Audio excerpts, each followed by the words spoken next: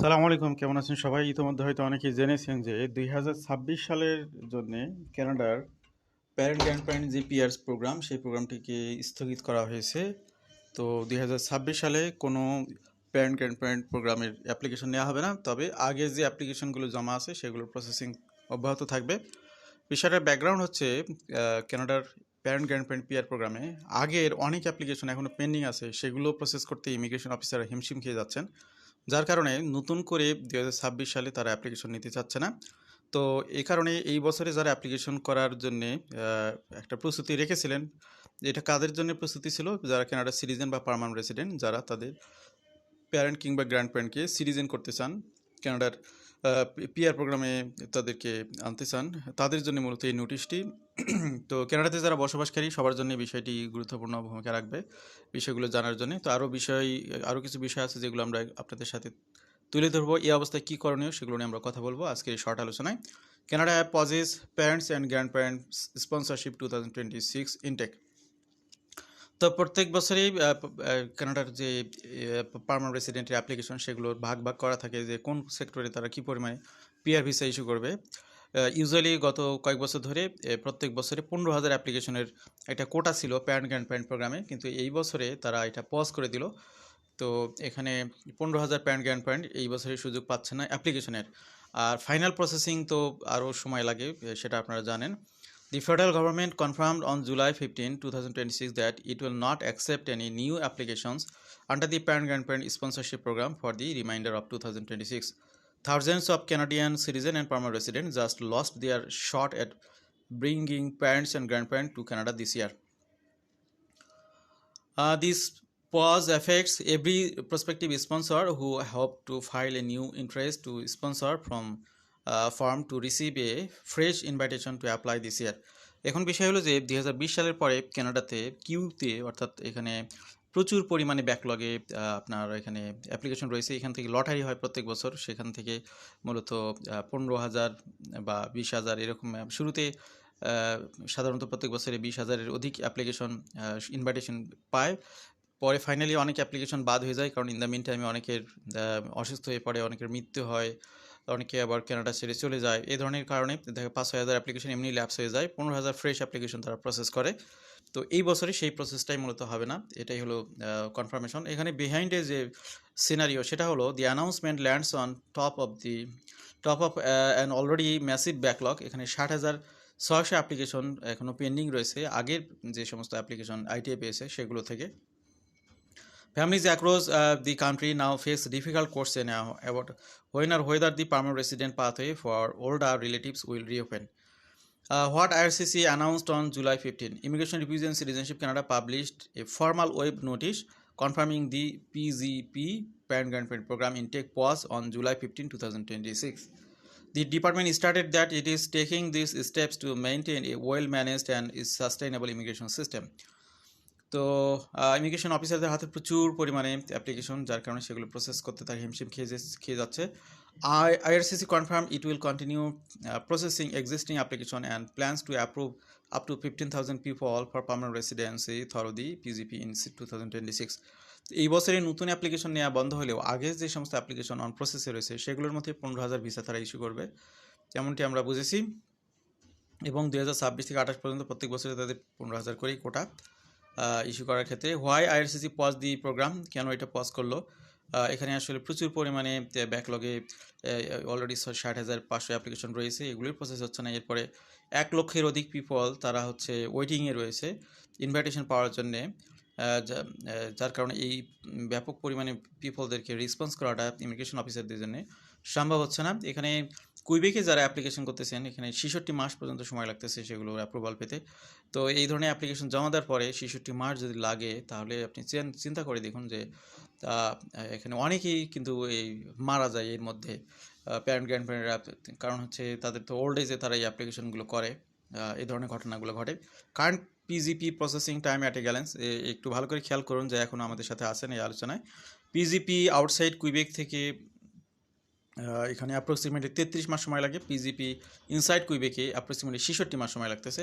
Application প্রসেসে রয়েছে 60,500 পুরো কানাডা ব্যাপী। 2026 সালে পিআর অ্যাডমিশন টার্গেট হলো 15,000। এবার আমরা আসি বিভিন্ন বছরের একটা স্ট্যাটিস্টিক্যাল তথ্য। 2028 সালে তারা 15,000, 27 সালে 15,000, 26 সালে 15,000, 25 সালে ছিল 24,500, 25 সালে ছিল 24,500, 24 সালে ছিল 32,000 পিজিপির কোটা। তো এটা টোটাল ফ্যামিলি ক্লাসে অ্যাকচুয়ালি কানাডা গভর্নমেন্ট তারা ইমিগ্রেন্ট আনার সংখ্যাটা কমিয়ে দিয়েছে। এখানে দেখুন টোটাল ফ্যামিলি ক্লাসে 24 সালে ছিল 1,14,000, তারপরে 25 সালে 88,000, এরপরে 26 সালে 84,000, 27 সালে নিবে তারা 81,000, 28 সালে 81,000। তো এই যে 1,14,000 থেকে 81,000 দেখলেন, এটার সংখ্যা কি? এটা হলো ওই যে স্পাউজাল স্পন্সরশিপ আছে না, ওইটা সহ এটা সবটাই হলো ফ্যামিলি স্পন্সরশিপ ক্যাটাগরির মধ্যে পড়ে। অর্থাৎ যাদের স্পাউসরা কানাডার সিটিজেন বা পিয়ার হোল্ডার, তারা তাদের স্পাউসকে নিতে চাচ্ছে, যারা এখনও সিটিজেন বা পিয়ার হোল্ডার হননি তাদেরকে। The PGP target dropped from 32,000 to 15,000, এখানে অর্ধেক কমাই ফেলছে কানাডা।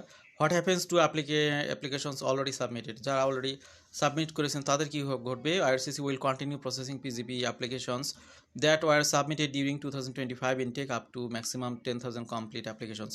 তো 2025 পর্যন্ত যারা অ্যাপ্লিকেশন সাবমিট করেছেন সেগুলো প্রসেস হবে। এখন আপনাদের অল্টারনেটিভ হিসেবে করণীয় হলো super visa. The super visa remains the best available alternative. With permanent residency sponsorship of the table for new applications, the super visa stands as the most practical pathway for families wanting to bring parents and grandparents to Canada. তো এই বছর একটা নতুন নিয়ম পাশ করেছে, সেটার অধীনে super ভিসায় অ্যাপ্লিকেশন করার ক্ষেত্রে সহযোগিতা করতেছে কানাডা গভর্নমেন্ট। কিছু নিয়মকানুন সহজ করা হয়েছে। The super visa is multiple entry temporary resident visa designed specifically for grandparents to of Canadian citizen permanent resident. It allows stay up to 5 years per entry and provides multiple entries to Canada for up to 10 years depending on passport validity. তো এখানে usually super ভিসার মেয়াদ থেকে 10 বছর এবং একবার entry করলে এখানে 5 বছর পর্যন্ত থাকা যায়। আগে ছিল এটা 2 বছর, এটা বাড়ানো হয়েছে, এখন 5 বছর পর্যন্ত থাকা যাবে। এবং যদি এখানে ইমিগ্রেশনকে নোটিশ দেওয়া হয় যে তার আরও থাকার প্রয়োজন, তাহলে আরও 2 বছর তারা সেটা এক্সটেন্ড করবে। তো এটা একটা ভালো সুযোগ। Holders can also request A 2-year extension after their initial 5-year stay, meaning families can stay together for up to 7 consecutive years. IRCC recently made the super visa more accessible by implementing changes to the income requirement calculations before effective March 31st, 2026. তো 31শে March থেকে মূলত এটা বড় সুযোগ দেওয়া হচ্ছে super ভিসার জন্য। সাধারণত যারা কানাডার স্পন্সর, তাদের ইনকাম স্টেটমেন্টগুলো দেখাতে হয়, তাদের ট্যাক্স ফাইল দেখাতে হয়। তো এখানে আগে লাস্ট ইয়ারের ট্যাক্স ফাইলটা দেখাতে হতো, এখন আগের বছরের 2 বছর ট্যাক্স ফাইল দেখালে যেটা রিজনেবল ইনকাম আপনাকে দেখাচ্ছে সেটা প্রমাণ করতে পারলে আপনি সুপার ভিসার জন্য আবেদন করতে পারবেন। অর্থাৎ আপনি আপনার পরিবারের ভরণ পোষণ দিয়ে এমন পরিমাণ ইনকাম থাকতে হবে যেটা দিয়ে আপনি আপনার প্যারেন্ট গ্র্যান্ডপ্যারেন্ট যাদেরকে আনবেন তাদের খরচ বিয়ার করতে পারেন। এই জন্যই মূলত ট্যাক্স ফাইলগুলো দেওয়া হয় যে আপনাদের ক্যাপাসিটি কতটুকু সেটা তারা জানতে চায়। Status granted temporary resident, permanent resident, PGB sponsorship, permanent resident, অর্থাৎ এখানে সুপার ভিসা এবং প্যারেন্ট গ্র্যান্ডপ্যারেন্ট প্রোগ্রামের মধ্যে একটা এখানে একটা টেবিল আমরা দেখতে পাচ্ছি। স্ট্যাটাস এখানে শুরুতে দেখলেন, তারপরে ডিউরেশন হচ্ছে পিআর পেলে তো ইনডিফিনিট টাইমের জন্য থাকতে পারেন, সুপার ভিসানে 5 বছর। ভিসা ভ্যালিডিটি হচ্ছে 10 বছর পর্যন্ত সুপার ভিসায়। পিআরের কোনো লিমিট নাই। Health care access, private insurance record লাগবে এখানে। তারপর প্রভিন্সিয়াল হেলথ কেয়ার এলিজিবল হয় যদি পিআর পাওয়া যায় তাহলে।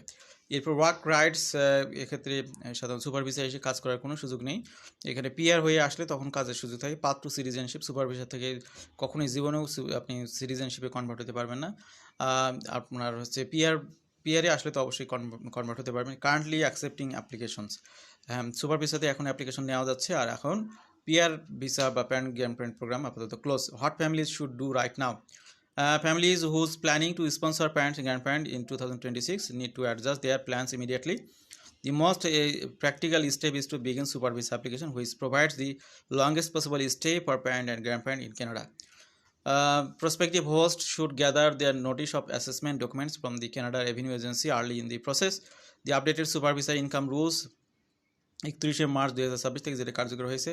আপনি আগের বছরের 2টা ট্যাক্সের ডকুমেন্ট যদি দেন, এখানে প্রমাণ যদি হয় যে আপনার পর্যাপ্ত ইনকাম আছে, তাহলে আপনি সেটা রেফারেন্সে আপনার প্যারেন্ট গ্র্যান্ডপ্যারেন্টকে স্পন্সর করার জন্য সুযোগ পাবেন। এখানে প্রাইভেট হেলথ ইন্স্যুরেন্সের একটা কাভারেজের বিষয় রয়েছে। $1,00,000 আপনার হচ্ছে এখানে আপনার ইন্স্যুরেন্স করতে হবে from a Canadian or OSFI authorized international provider remains mandatory for all super visa applicants.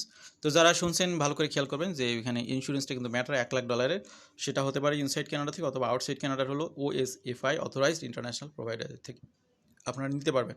Anyone with an existing PGP application in the system should monitor the RCC portal regularly and respond promptly to any request for additional documentation. তো আজকের আলোচনা আমরা ইতি টানবো যে নতুন যে একটা বিধিনিষেধ আসলো সেটার উপর ভিত্তি করে আপনাদের করণীয় কি সেটা আমরা আমাদের আজকের আলোচনা আপনাদেরকে বোঝানোর চেষ্টা করেছি। আশা করি তথ্যগুলো যেন অনেক উপকৃত হবেন। ভালো থাকবেন সবাই, আল্লাহ হাফেজ, আসসালামু আলাইকুম।